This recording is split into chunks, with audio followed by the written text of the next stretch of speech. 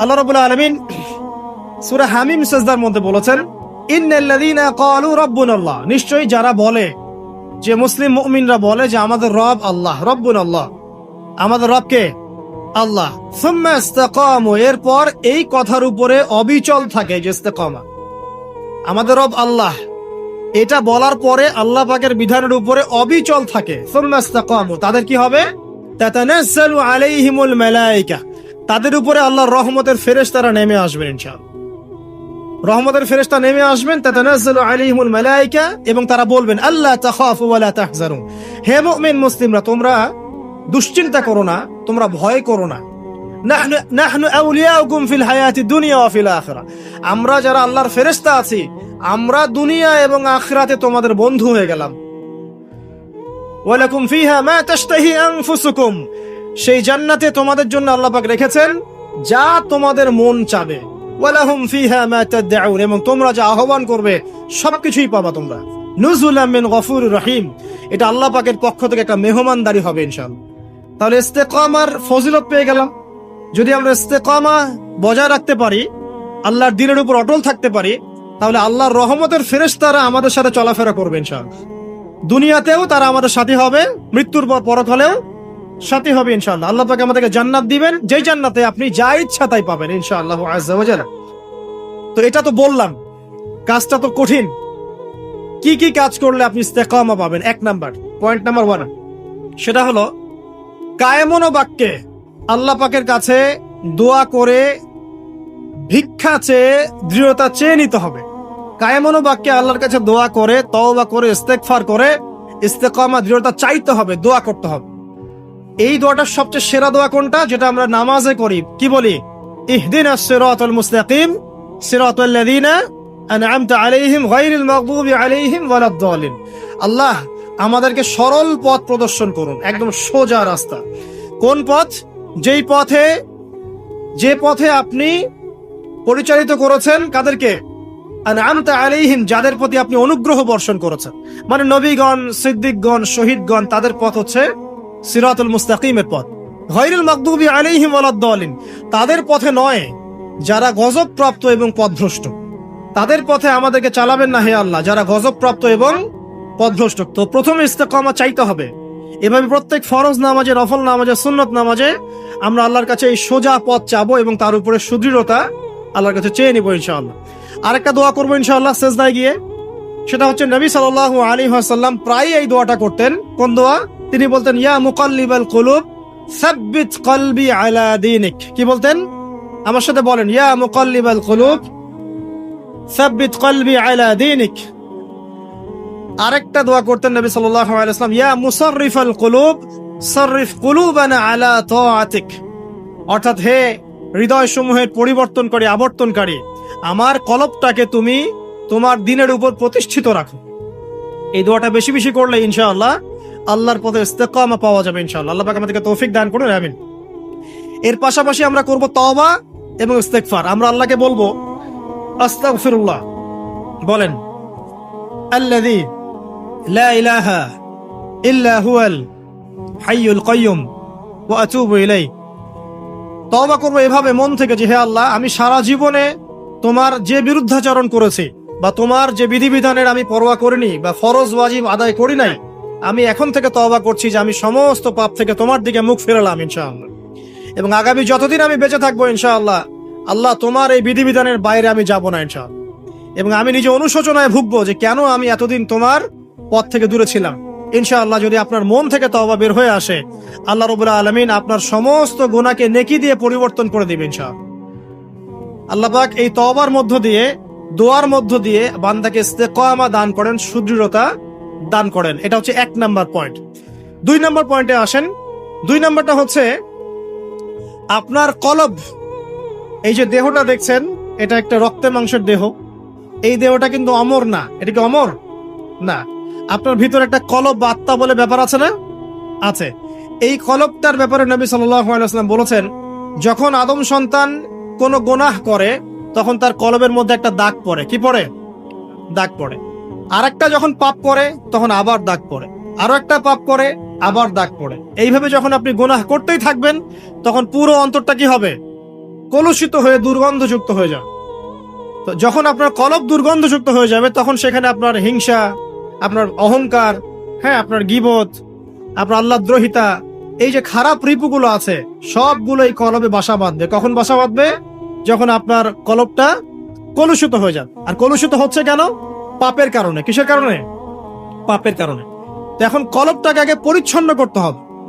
আপনার কলবটাকে পরিচ্ছন্ন করলে পরে ইনশাআল্লাহ তাআলা আপনি দেখবেন যে আপনার অন্তরের মধ্যে আল্লাহর পক্ষ থেকে নূর আসছে এবং ইস্তেকামা, সুদৃঢ়তা আপনি পাচ্ছেন ইনশাআল্লাহ।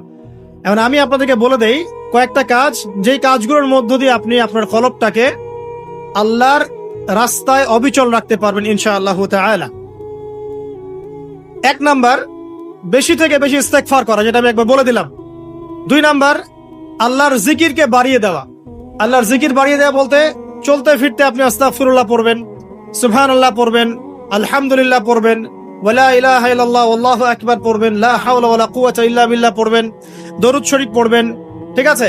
এই যে জিকির আজগার গুলো সকাল সন্ধ্যার, এগুলো করতে থাকলে আপনার কলবটা ইনশাআল্লাহ তাআলা পরিষ্কার হবে। আল্লাহ পাক কলব পরিষ্কার করার তৌফিক দান করুন, আমিন। এরপরে কি? এরপরে হচ্ছে বেশি বেশি কোরআন তেলাওয়াত। কোরআন তেলাওয়াত যদি বাড়িয়ে দেন, দেখবেন আপনার কলবের মধ্যে যত ময়লা এটা আস্তে আস্তে ঝরে পড়বে ইনশাআল্লাহ। সবাই কোরআন তেলাওয়াত করতে পারি তো ইনশাআল্লাহ? আল্লাহ পাক সবাইকে বিশুদ্ধ করে কোরআন তেলাওয়াত করার তৌফিক দান করুন এবং প্রত্যেক দিন কমপক্ষে 1 পারা করে পড়ার চেষ্টা করেন। আল্লাহ পাক তৌফিক ইনায়াত করুন, আমিন।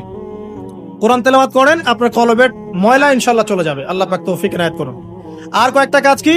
মৃত্যুর কথা বেশি বেশি স্মরণ করা। মৃত্যুর কথা বেশি বেশি স্মরণ করা, পরকালের ফিকির করা, আল্লাহর সামনে দাঁড়াতে হবে এই জবাবদিহিতার চেতনা ভিতরে থাকা।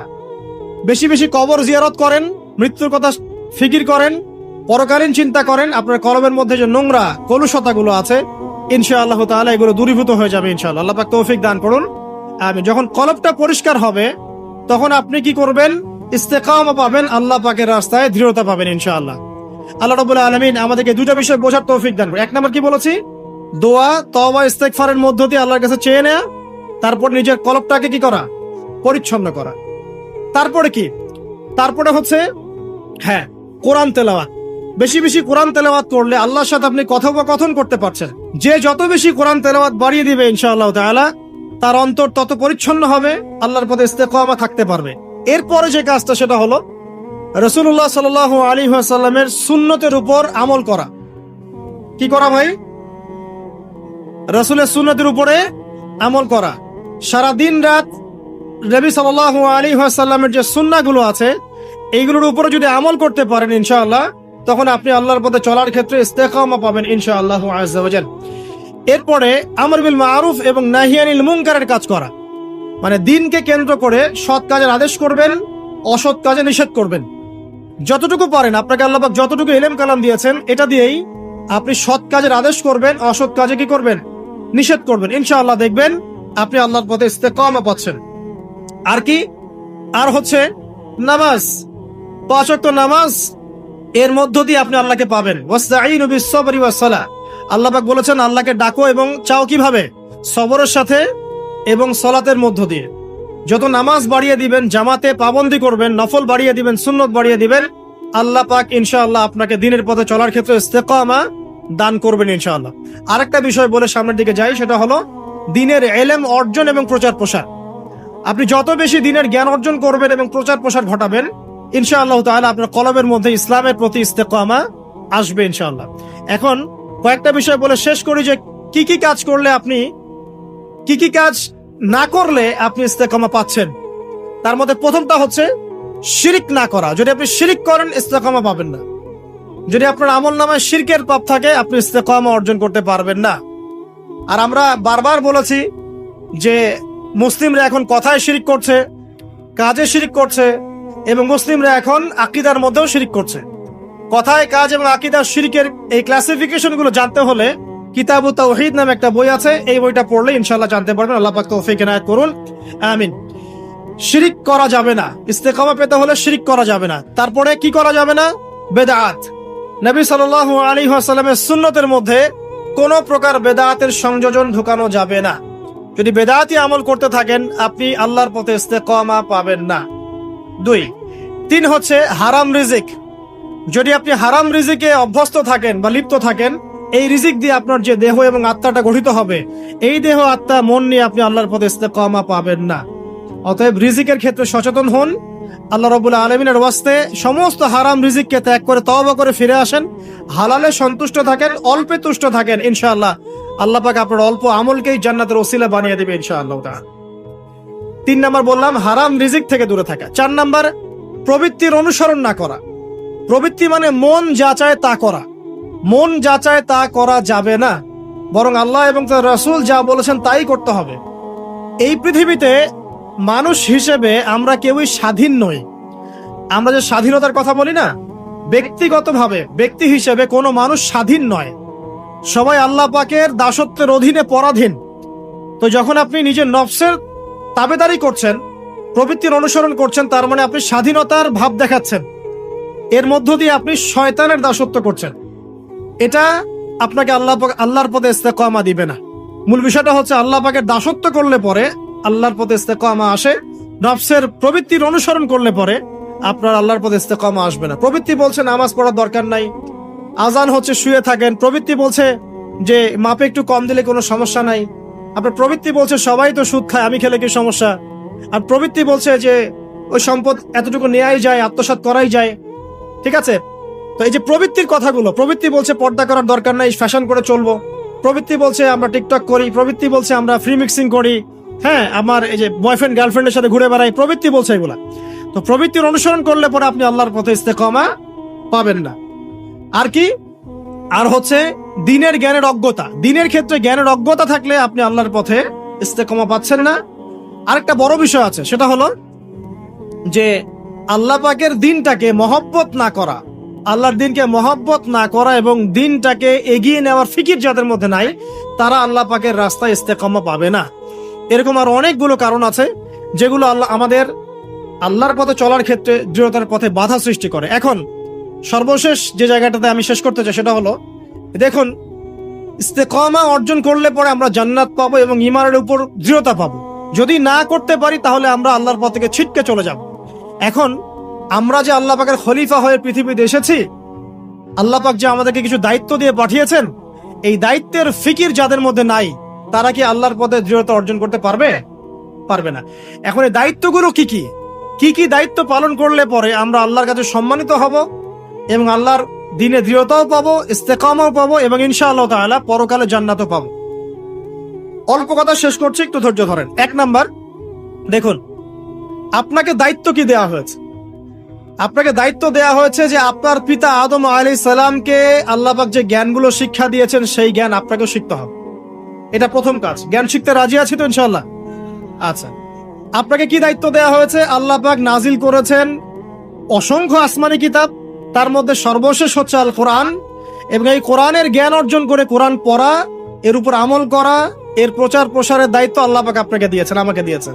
এই দায়িত্ব পালন না করলে প্রকৃত মুসলিম হওয়া যাবে? যাবে না।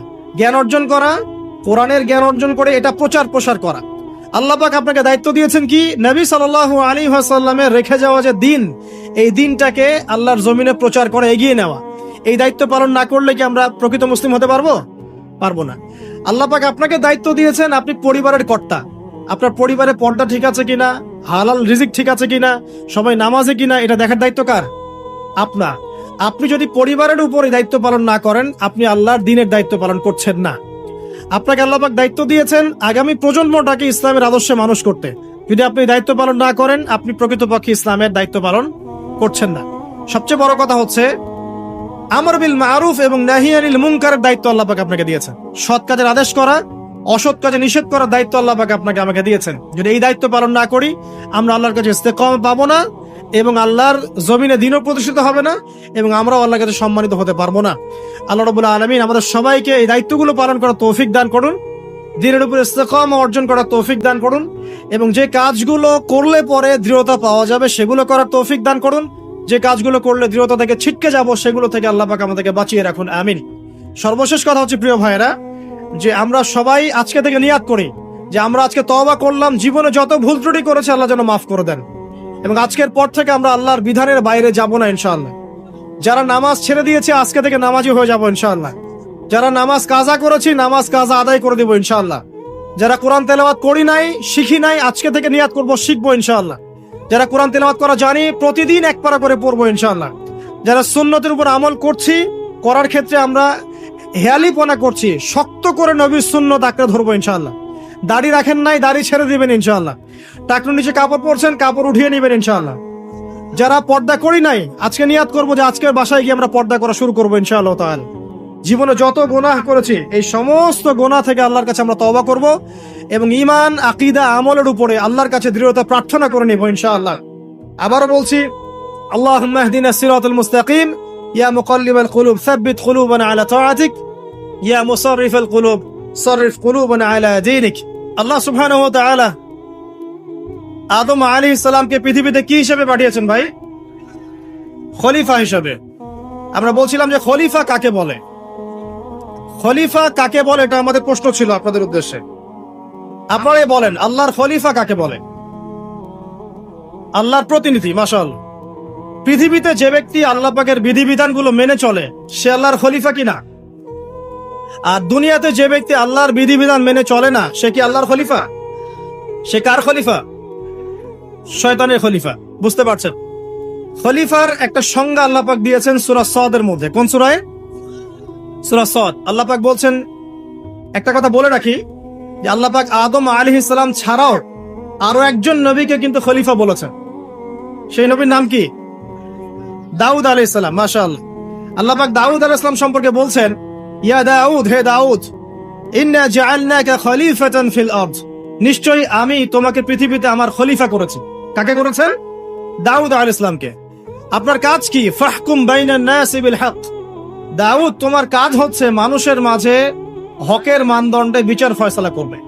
মানুষের মাঝে হকের মানদণ্ডে বিচার ফয়সালা করবে। ফাহকুম বাইনান নাসি বিল হক ওয়ালা তাত্তাবিউল হাওয়া, এবং তোমার মন গড়া প্রবৃত্তির অনুসরণ করবে না। ইন্নাল্লাযীনা ইউদিল্লুনা আন সাবিলিল্লাহ লাহুম আযাবুন শাদীদ বিমা নাসু ইয়াউমাল হিসাব। আল্লাহ পাক বলছেন, হে দাউদ, আমি তোমাকে পৃথিবীতে আমার খলিফা করেছি। তোমার কাজ হচ্ছে মানুষের মাঝে হকের মানদণ্ডে বিচার ফয়সালা করা এবং প্রবৃত্তির অনুসরণ তুমি করো না। নিশ্চয়ই যারা প্রবৃত্তির অনুসরণ করেছে তারা আল্লাহ পাকের সরল পথ থেকে বিচ্যুত হয়ে গেছে। আর যারা আল্লাহ পাকের সরল পথ থেকে বিচ্যুত হয়ে যাবে, তাদের জন্য কিয়ামতের মাঠে যন্ত্রণাদায়ক শাস্তি অপেক্ষা করছে। ঠিক আছে? এখন এখানে দেখেন, আল্লাহ পাক দাউদ আলাইহিস সালামকেও খলিফা বলেছেন এবং আদম আলাইহিস সালামকেও খলিফা বলেছেন।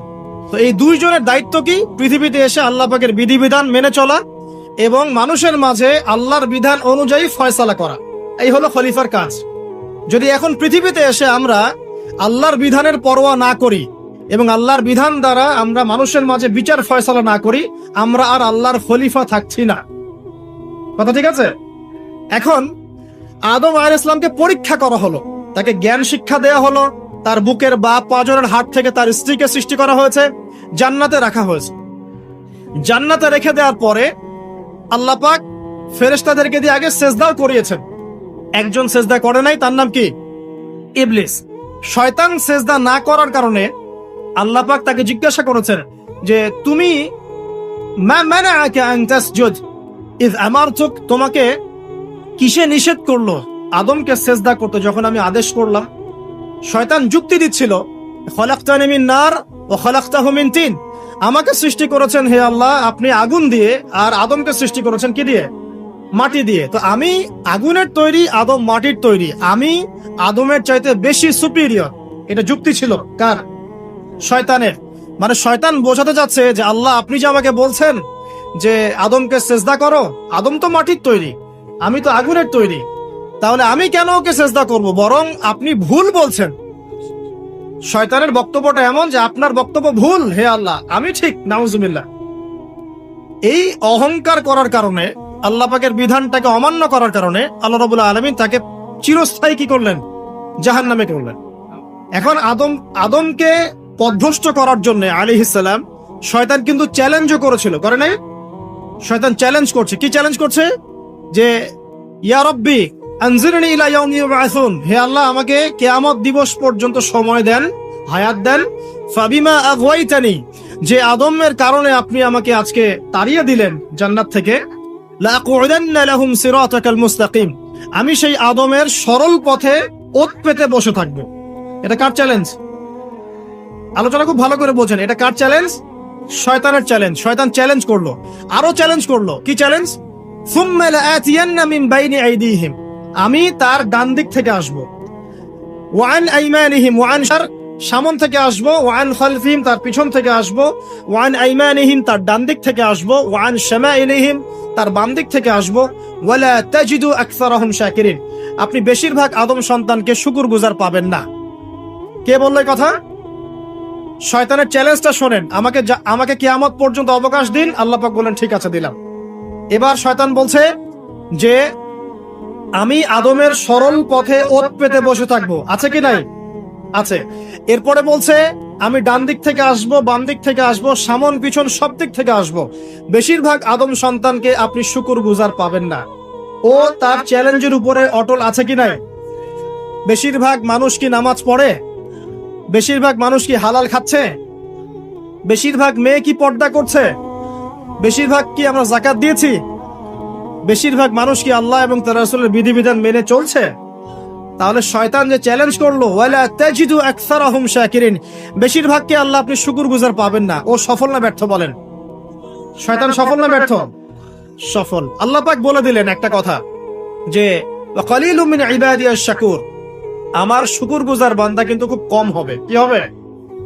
কম হবে। এবং আল্লাহ পাক বলছেন আমার শুকরগুজার বান্দার তুমি কোনো ক্ষতি করতে পারবে না ইনশাআল্লাহ। এই কথা রাসূল সাল্লাল্লাহু আলাইহি ওয়াসাল্লাম হাদিসের মধ্যেও বলছেন যে নিঃসন্দেহে বনু ইসরাইল ৭২টা দলে ভাগ হয়ে গিয়েছিল। ওয়া তাফতারিকু উম্মতি আলা 73 মিল্লাহ, আর আমার এই উম্মতে মুহাম্মাদি ভাগ হয়ে যাবে 73টা দলে। কয়টা দলে? কুল্লুহুম ফিন্নার, প্রত্যেকটা দল যাবে জাহান্নামে ইল্লা মিল্লাতান ওয়াহিদা, একটা মাত্র দল ছাড়া, একটা মাত্র মিল্লাত ছাড়া। মানে ৭২টা কাতার জাহান্নামে যাচ্ছে, একটা মাত্র কাতার বাদ দিয়ে। সাহাবীরা বলছেন যে তারা কারা ইয়া রাসূলুল্লাহ? নবী সাল্লাল্লাহু আলাইহি ওয়াসাল্লাম বলছেন মা আনা আলাইহি ওয়া আসহাবি আল ইয়াউমা, আজকের দিনে আমি এবং আমার সাহাবীরা যার উপরে আছে। এই হাদিস থেকে বুঝতে পারছি আমরা যে বেশিরভাগ মানুষ কোথায় যাবে? জাহান্নামে যাবে। আরেকটা আয়াত দিয়ে প্রমাণ করে সামনে যাই। সূরা আরাফ এর মধ্যে আল্লাহ পাক বলছেন যে ওয়ালাকাদ যারানা লি জাহান্নামা কাসীরাম মিনাল জিন্নি ওয়াল ইনস, আল্লাহ পাক বলছেন দেখো আমি বহু জিন আর মানুষকে দিয়ে জাহান্নাম পূর্ণ করে দিব। প্রচুর জিন, প্রচুর মানুষকে দিয়ে আমি জাহান্নাম পূর্ণ করে দিব। কত? সংখ্যাটা কেমন হবে? সহিহ বুখারী একটা হাদিসে পাওয়া যায় যে প্রত্যেক ১,৯৯৯ জন জাহান্নামে যাবেন। আউযুবিল্লাহ। আদম আলাইহিস সালামকে আল্লাহ পাক ডাকবেন, ডেকে বলবেন কিয়ামতের মাঠে তোমার সন্তানদের মধ্য থেকে জাহান্নামীগুলোকে আলাদা করে দাও, জান্নাতীদেরকে আলাদা করে দাও। এবার আদম আলাইহিস সালাম বলবেন যে কতজনকে আলাদা করবো হে আল্লাহ? আল্লাহ রাব্বুল আলামিন বলবেন প্রত্যেক ১,৯৯৯ জনকে জাহান্নামের জন্য আলাদা করে দাও। চিন্তা করতে পারলেন? তার মানে এখানে একটা বিষয় বোঝার আছে, প্রত্যেক ১,৯৯৯ জন যে জাহান্নামে যাচ্ছে কি কারণে যাবে? কোন পাপের কারণে যাবে? কে বলতে পারবেন কোন পাপের কারণে যাবে?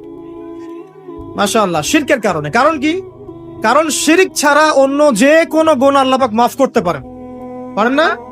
কিন্তু শিরকের গুনাহ থেকে তওবা না করে যদি মারা যায় আল্লাহ কি মাফ করবেন? আল্লাহ পাক সূরা নিসার মধ্যে বলেছেন যে আল্লাহ পাক যে কোনো গুনাহ যাকে ইচ্ছা মাফ করতে পারেন। যে কোনো গুনাহ, আপনি চুরি করেছেন আল্লাহ চাইলে মাফ করতে পারেন, জিনা করেছেন তওবা করলে আল্লাহ পাক মাফ করতে পারেন, আপনি নামাজ পড়েন নাই তওবা করেছেন আল্লাহ চাইলে মাফ করতে পারেন, যাকাত দেন নাই মাফ করতে পারেন, আপনি সুদ খেয়েছেন তারপরেও তওবা করলে আল্লাহ পাক মাফ করতে পারেন। কিন্তু শিরক করেছেন, বিনা তওবায় মারা গেছেন, আমল নামে শিরকের পাপ আছে, আল্লাহ পাক মাফ করবেন না এমনটাই বলেছে। বরং আল্লাহ পাক বলছেন যে হে আদম সন্তান, তুমি যদি আমার সামনে আসমান জমিন সমান গোনা নিয়ে হাজির হও, মানে গোনা তোমার আসমান এবং জমিনের সমান হয়ে গেছে কিন্তু তোমার আমল নামায় কোনো শিরকের পাপ নাই, তাহলে আমি তোমার সামনে আসমান জমিন সমান ক্ষমা নিয়ে হাজির হব। তার মানে বুঝতে পারলাম যে শিরকের পাপটা আল্লাহ পাক মাফ করছেন না, অন্য যে কোনো পাপ যাকে ইচ্ছা মাফ করতে পারেন। তাহলে এই যে এতগুলো মানুষ যে জাহান্নামে যাচ্ছে, তাহলে তাদের আমল নামায় কোন পাপ থাকতে পারে? বুঝতে পারছেন এবার? তাহলে তাদের আমল নামায় নিঃসন্দেহে শিরকের পাপ আছে। তার মানে এমন একটা যুগের মানুষ বেশি জাহান্নামে যাবে যে যুগের মধ্যে শিরক দিয়ে ভর্তি। কথা কি বুঝতে পারছেন? এটা কোন যুগ? যে যুগের মধ্যে শিরক দিয়ে সব ক্ষেত্র ভর্তি। আমি আপনাকে বলি, আপনার এই ওয়ার্ল্ড অ্যাফেয়ার্স শিরক দিয়ে ভর্তি। আপনার এডুকেশন সিস্টেমের মধ্যে শিরক আছে, আপনার ইকোনমিক সিস্টেম এর মধ্যে শিরক আছে, এমনকি মুসলিমরা এখন ধর্মের মধ্যেও শিরক করছে। পড়াশোনা বলেন, অর্থনীতি বলেন, জিওপলিটিক্স বলেন, সমাজ বলেন, ধর্মতাত্ত্বিক দর্শনগুলো বলেন, এগুলো এখন শিরক দিয়ে ভর্তি। কোথায় কোথায় শিরক আছে এটা ব্যাখ্যা করতে গেলে সারা রাত চলে যাবে। শুধু এতটুকু বলে দিলাম, এই বিশ্বটা এখন শিরকি বিশ্ব চলছে। প্রতিটা ক্ষেত্রেই আল্লাহ দ্রোহিতা, প্রতিটা ক্ষেত্রে কি আল্লাহ দ্রোহিতা। আল্লাহ বলছেন সুদ খেও না, মানুষ বলছে সুদ না খেলে কি এখন চলা যায়। আল্লাহ বলছেন মদ খাওয়া হারাম, মানুষ বলছে মদ খাওয়া হারাম কেন, এটা ব্যক্তি স্বাধীনতা। মানে এই যুগটা হচ্ছে আল্লাহ দ্রোহিতার যুগ। আল্লাহ বলছেন ইকরা বিসমি রাব্বিকাল্লাযী খালাক, তুমি সেই জ্ঞান অর্জন করো যা তোমাকে আল্লাহ পর্যন্ত পৌঁছাবে। এখন আমরা সারা জীবন পড়াশোনা করছি, আল্লাহ খোদার নাম নাই। প্রতিটা ক্ষেত্র আল্লাহ পাক বলছেন ওয়া মান লাম ইয়াহকুম বিমা আনজালাল্লাহু ফাউলাইকা হুমুল কাফিরুন, যারা আল্লাহ পাকের বিধান অনুযায়ী ফয়সালা করছে না, এরা জালেম, এরা ফাসিক, এরা কাফের। আর আমরা সারা বিশ্বের দিকে তাকিয়ে দেখছি এখানে ইসলামিক লজের কোনো বালাই নাই।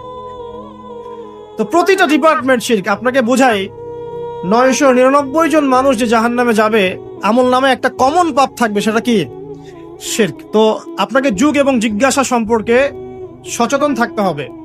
যে কথাটা বলতে গিয়ে এদিকে আসলাম, যে আল্লাহ রাব্বুল আলামিন জ্ঞানের মাধ্যমে আমাদের পিতাকে সম্মানিত করেছেন এবং নবী সাল্লাল্লাহু আলাইহি ওয়াসাল্লামের প্রতিও কিন্তু প্রথম জ্ঞানের ওহী করা হয়েছে।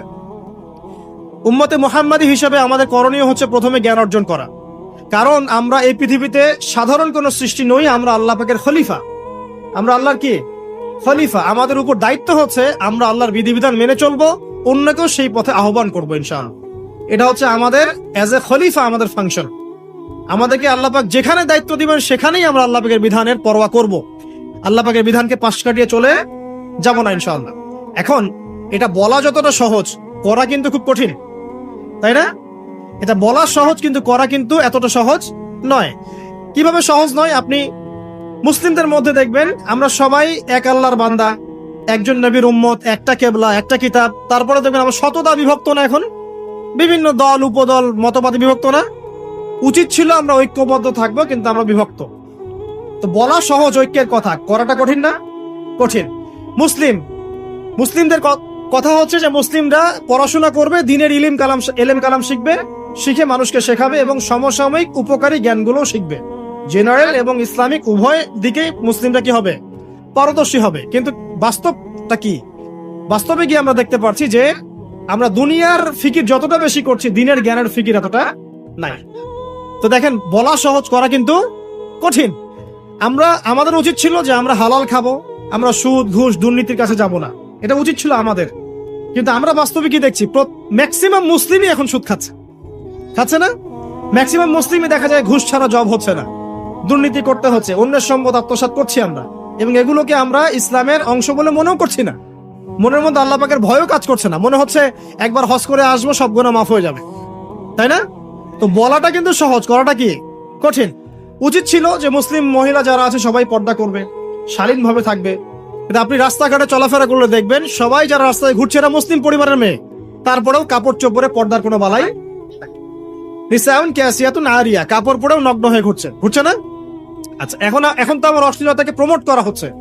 এখন আবার প্রমোট করা হচ্ছে যে এভাবেই নাকি 1000 বছর ধরে আমাদের মা বোনরা নাকি কাপড় পরেছে, নাউজুবিল্লাহ।